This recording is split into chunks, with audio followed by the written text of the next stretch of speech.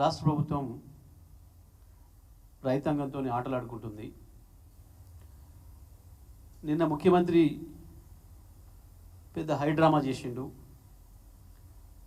ఏదో వారు రివ్యూ చేసినట్టు, ఏదో ఎస్మా ప్రయోగించమని చెప్పినట్టు, మళ్ళొకసారి రైతాంగాన్ని మోసం చేయడానికి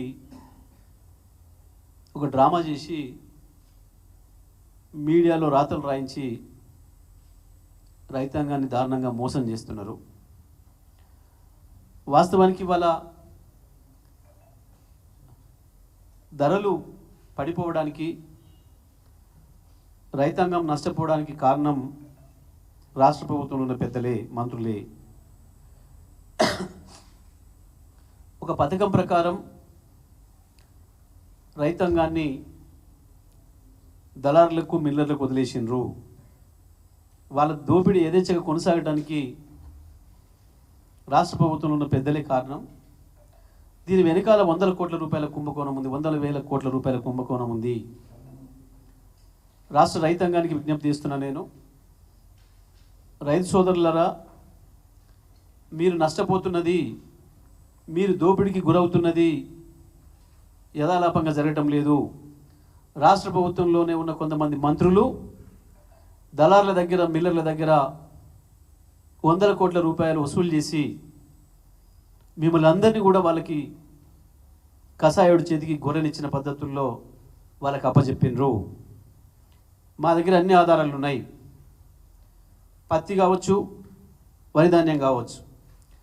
వాస్తవానికి గత 10 సంవత్సరాలు కేసీఆర్ గారి నాయకత్వంలో రైతాంగానికి ఎక్కడ చిన్న సమస్య లేకుండా పండిన ప్రతి గింజ, అది ఏ మాయిశ్చరు ఏది చూడకుండా తడిసినవి మొలకెత్తిన ఒడ్లను కూడా మిల్లర్లతో మేమందరం కూడా కొనిపించిన సంగతి మీకు తెలుసు. రైతాంగానికి ప్రతి ఒక్కరు తెలుసు. ఈ రాష్ట్రంలో ఉన్న రైతాంగం, స్థానికంగా ఉండే మా శాసనసభ్యులు, మా మంత్రులు మీ వెంట ఉండి, మా ఎంపీలు, మా ఎమ్మెల్సీతో సహా అందరు ప్రజాప్రతినిధులను కేసీఆర్ గారు కల్లాలు జరిగే రోజులు మీరు పూర్తిగా కల్లాల దగ్గర ఉండాలి, రైతుల దగ్గర ఉండాలి, కొనుగోలు కేంద్రాల్లో ఉండాలి, రైతుకి ఎటువంటి ఇబ్బంది కాకుండా చూడాలని చెప్పి ఎప్పటికప్పుడు అలర్ట్ చేస్తూ, వర్షం వస్తుంది, వర్షం వచ్చే వాతావరణం ఉన్నది అని చెప్పి అలర్ట్ వస్తేనే వాతావరణ శాఖతో పోటీపడి కేసీఆర్ గారు మమ్మల్ని అందరినీ కూడా అలర్ట్ చేసి ప్రతి గింజ కొనిపించారు. చివరి వరకు కూడా ఎక్కడ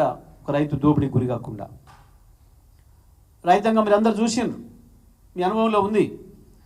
కానీ ఈసారి ప్రభుత్వంలో ఉండే పెద్దలే కొంతమంది దళారులు, మిల్లర్లతో కుమ్మక్కై ముందే వందల కోట్ల రూపాయలు వసూలు చేసుకొని ప్రభుత్వం ఏం ఏర్పాట్లు చేయకుండా,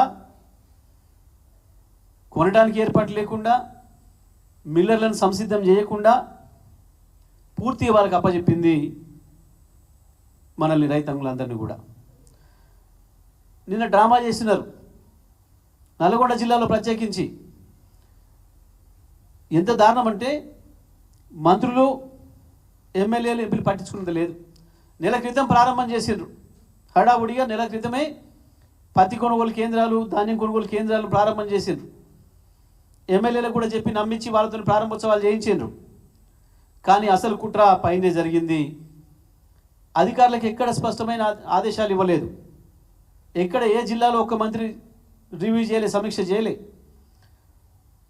పైగా పాపం సివిల్ సప్లైస్ అధికారులు కొంత ప్రయత్నం చేసి మిల్లర్ల మీద ఒత్తిడి తెచ్చి వాళ్ళని కొనిపించే ప్రయత్నం చేస్తే ఆ అధికారులను కూడా, నల్గొండ జిల్లాలో వచ్చిన అధికారులను కూడా భయపెట్టించి జిల్లా మంత్రి వాళ్ళని వెనకేల కొట్టి, వాళ్ళు పోయే ముందు రోజు వరకు 2200, 2300 ఉన్న ధాన్యం అధికారులను ఎప్పుడైతే మంత్రి ఎలగొట్టిండో జిల్లా నుంచి, తెల్లవారే 1950 కొనే పరిస్థితి వచ్చింది. ఇవాళ రైతాంగం రోడ్ల మీదకి వస్తున్నారు, తిరుగుబాటు చేస్తున్నారు అంటే కారణం స్పష్టంగా మంత్రులే. నల్గొండ జిల్లా మంత్రి ఎవరో రికార్డు ఎన్ని వసూలు చేసిండో లెక్కలు ఉన్నాయి, లెక్కలతో సహా అన్ని ఆధారాలు ఉన్నాయి. మొత్తం అదంతటి కూడా రాష్ట్రమంతటి కూడా ఎమ్మెల్యే చేసిండ్రు. దాంతో ఇవాళ రైతాంగం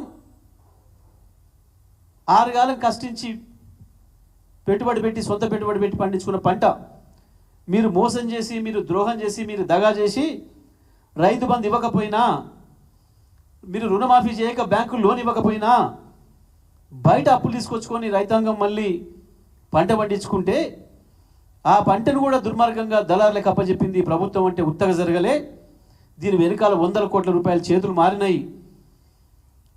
మిల్లర్లకు, దళారులకు ఆ రకమైన వెసులుబాటు కల్పించి మేము కొనం ప్రభుత్వంగా, ఎన్ని రోజులైనా అక్కడే ఉంటుంది, మీ ఇష్టం వచ్చిన ధరకు అమ్ముకోవచ్చు అని చెప్పి వాళ్ళతో మిలాఖతై చేసిన పాపం వల్లనే ఇవాళ రైతాంగం ఈ దుస్థితిని ఎదుర్కొంటుంది.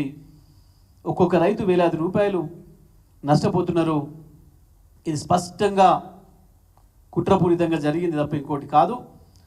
ఇది 2014 ముందున్న ప్రభుత్వాలు ఏ రకంగా దళారుల చేతిలో నడిచినాయో ఇవాళ మళ్ళీ అదే పరిస్థితులు పునరావృతమని ఇవాళ మీరు ఏ రైతుకు వెళ్ళి అడిగినా ఆ మాట చెప్పడానికి స్పష్టంగా ముందున్నారు. 14 ముందు ఏముండినో ఇప్పుడు మళ్ళీ దళారులకు అప్పచెప్పిరు ఈ రాష్ట్ర వ్యవసాయ రంగాన్ని అనే మాట స్పష్టంగా మన కళ్ళ ముందు కనబడుతుంది.